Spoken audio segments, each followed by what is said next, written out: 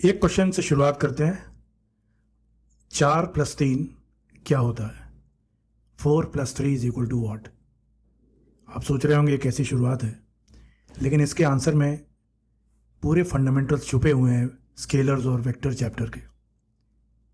इसी तरह के इंटरेस्टिंग एग्जाम्पल्स के थ्रू चैप्टर समझने के लिए बिगिनर्स वाले लेक्चर्स को देखिए। चैनल को सब्सक्राइब करें, वीडियो शेयर करें, लाइक करें, बेल आइकन दबाएं। अभी तक आप सिंपल अरिथमेटिक के सिचुएशन देख रहे थे, तो 4+3 इज इक्वल टू 7 या 7 एक लॉजिकल बात लगती है। और फिर फिजिकल लॉज के लेक्चर में आपने देखा था कि हम अपने चारों ओर नेचर को समझने की कोशिश कर रहे हैं, और उसमें जब भी कोई नई सिचुएशन आती है तो हम फिर नई चीज़ें इन्वेंट करते हैं नई सिचुएशन को बेटर डिस्क्राइब करने के लिए। फिजिक्स के हर नया चैप्टर इसी तरह की नई सिचुएशन लेके आएगा, और ये चैप्टर वेक्टर और स्केलर भी एक नई सिचुएशन लेके आया है। तो फंडामेंटल समझने के लिए हमें वो नई सिचुएशन को समझना होगा। तो एक एग्जांपल लेते हैं। 4 एप्पल और 3 एप्पल अगर होता तो 7 आंसर एप्पल क्लियर था। लेकिन अगर सिचुएशन डिफरेंट है और आप अपने घर से 4 किलोमीटर जाते हैं और फिर 3 किलोमीटर उसी डायरेक्शन में आगे बढ़ते हैं, तो आपके अपने घर से दूरी 7 किलोमीटर होगी। लेकिन अगर आप 4 किलोमीटर जाते हैं और 3 किलोमीटर वापस लौट आते हैं, तो ये 1 किलोमीटर आंसर होगा। और अगर आप 4 किलोमीटर जाते हैं और परपेंडिकुलर 3 किलोमीटर आगे बढ़ते हैं, तो इसका आंसर 5 किलोमीटर होगा। तो इस तरह की नई सिचुएशन में हम देखते हैं कि 4 एप्पल और 3 एप्पल का काम यहां नहीं चल पाएगा, सिंपल अरिथमेटिक यहां नहीं चल पाएगी। यहां तो किस डायरेक्शन में गए इस पे डिपेंड करेगा फाइनल रिजल्ट।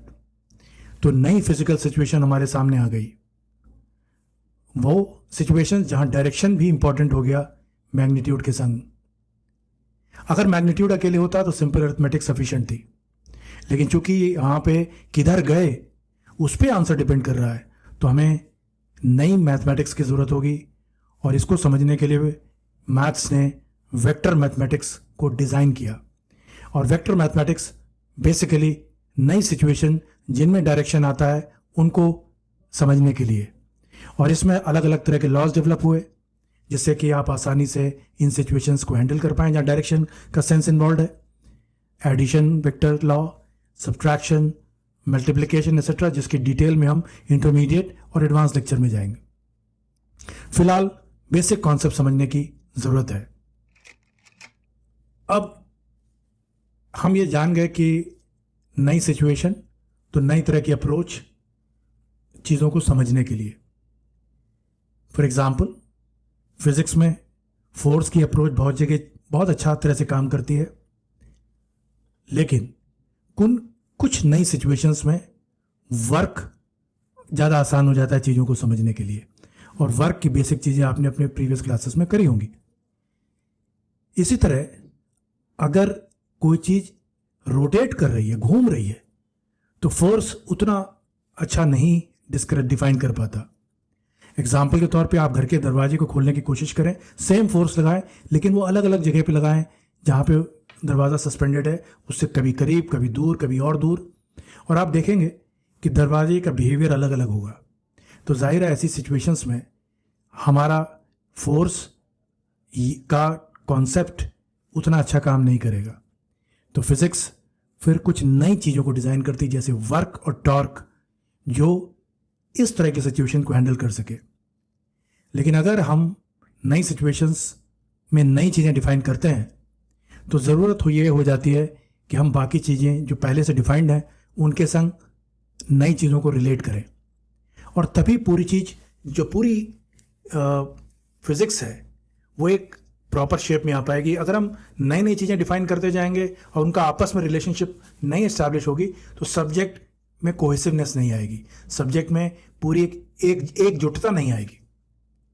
तो सिमिट्री लाने के लिए, एकजुटता लाने के लिए, कोहेसिवनेस लाने के लिए हम ऑलरेडी डिफाइंड चीज़ें जो हैं हमारे पास उनके संग नई डिफाइंड चीज़ों को रिलेट करते हैं। जैसे फोर्स हमारे पास था, डिस्प्लेसमेंट था, और जब हम एक कॉन्सेप्ट वर्क को फोर्स और डिस्प्लेसमेंट के संग रिलेट करें तो एक नई चीज अपीयर करती है जिसको हम डॉट प्रोडक्ट कहते हैं, और वो एफ डॉट डी से शो होता है, जिससे रिलेट होता है।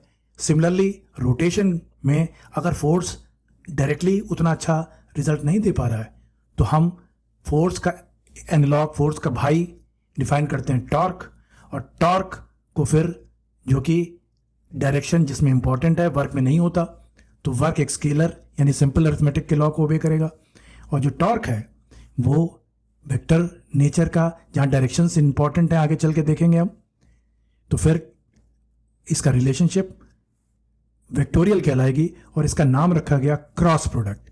तो tau is equal to R cross F, जो बेसिक क्रॉस प्रोडक्ट का रिलेशनशिप बनी। अब हमें बात ये समझ के चलनी है कि मेन दिक्कत जो स्टूडेंट्स को आती है, जो कि वो बचपन से सिंपल अरिथमेटिक की सिचुएशंस को डील कर रहे होते हैं, और जहाँ डायरेक्शन जैसी कोई चीज़ नहीं होती कि 4 किलोमीटर आप नॉर्थ गए फिर 3 किलोमीटर ईस्ट गए, ऐसी चीज़ें शुरुआत में हम नहीं देखते हैं, तो हमारे लिए ऑपरेशन बहुत आसान होता है, 4 + 3 = 7 किलोमीटर। लेकिन जब आप इस सिचुएशन में आए, 11th स्टैंडर्ड में आए, तो फिर डायरेक्शन के सेंस की ज़रूरत पड़ेगी क्योंकि नई सिचुएशंस आ रही हैं, और तभी हमें वेक्टर मैथमेटिक्स की ज़रूरत हुई, और यही फिजिक्स के फंडामेंटल्स को समझने में एक मुश्किल क्रिएट करता है। लेकिन अगर आप केयरफुली डायरेक्शंस को इंटरप्रेट करके चलेंगे, उसमें गलती नहीं होने देंगे, यानी अगेन मैं फिर से कह रहा हूँ, 4 किलोमीटर अगर नॉर्थ आप भूल जाएंगे और 4 किलोमीटर और 3 किलोमीटर ईस्ट भूल जाएंगे तो आप बस 4 + 3 = 7 करेंगे। लेकिन अगर डायरेक्शन के सेंस को मैथमेटिकली इंटैक्ट करेंगे, जो कि आप इंटरमीडिएट और एडवांस लेक्चर में देखेंगे, तो कभी गलती नहीं होगी।